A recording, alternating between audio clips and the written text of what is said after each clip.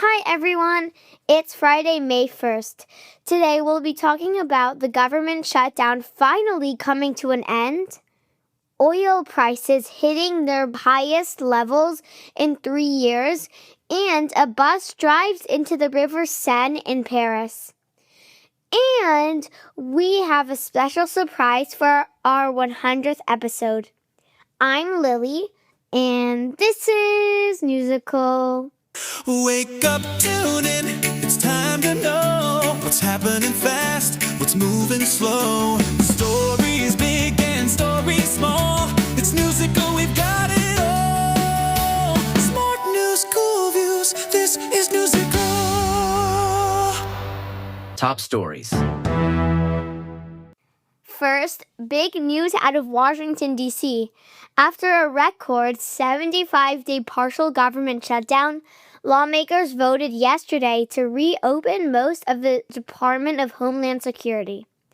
The shutdown began back in February and affected about 260,000 workers, including airport security officers, Coast Guard members, and emergency responders.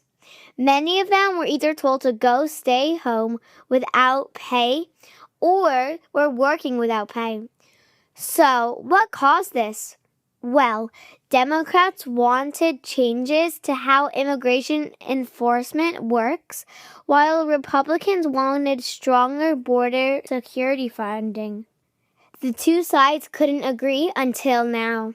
The new deal funds most of the department, like the TSA, which funds transportation, FEMA, which helps in emergencies, and the Secret Service, but leaves immigration agencies like ICE and Border Patrol to be funded separately later. This brings relief to millions of travelers and federal workers who've been dealing with delays, uncertainty, and missed paychecks. But the debate isn't over. Congress still has to figure out how to handle immigration fundings in the weeks ahead. Top story number 2.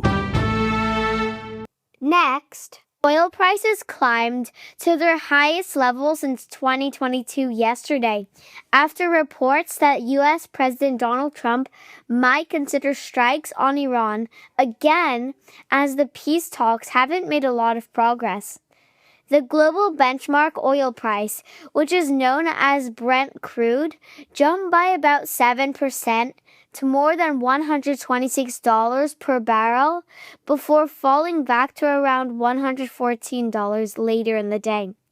Rising oil prices can make everyday things like gas, food, and transportation more expensive, and experts warn that if the situation continues, it could affect economies around the world because energy costs influence almost everything people buy and use. At the same time, the stock market showed surprising strength, with major U.S. markets finishing April on a high note despite the uncertainty. The stock market is a place where people buy and sell small pieces of companies, called shares, and its ups and downs show how confident people feel about the economy. On the last day of April, big stock market exchanges went up, partly because several large companies reported strong earnings, which made investors feel more positive about the future. Story number 3. Lastly, a trainee bus driver in France accidentally drove a bus into the River Seine near Paris in a dramatic incident that could have been much worse but ended without serious injuries.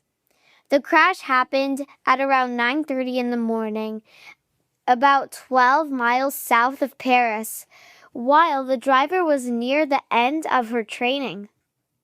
Reports say she lost control of the vehicle, hit a parked car, and then veered off the road, sending both the bus and the car into the river. There were 4 people on board, the trainee, an instructor, and 2 passengers, and all were rescued safely by emergency teams and nearby bystanders. More than 90 firefighters, along with divers, police boats, and even helicopters, were involved in the rescue operation, showing how serious this situation was. Luckily, the parked car was empty and no one else was hurt. Phew! Okay, let's get to our jokes. Yay! The first one is from Roland, age 6. What did the orange say to the other orange?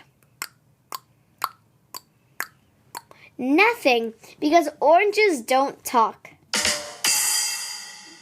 This one is from Lucy in Long Island City, New York. What did the math book say to the student? I've got too many problems. And here's one more from Jackson in Fort Lauderdale, Florida. Knock, knock. Who's there? Lettuce. Lettuce. Who? Let us in. It's freezing out here. So good. Thanks for joining, everyone. Thanks to your support over these last 100 episodes, and I'm so excited to keep sharing Newsicle with you. Have a great weekend, and I'll see you on Monday.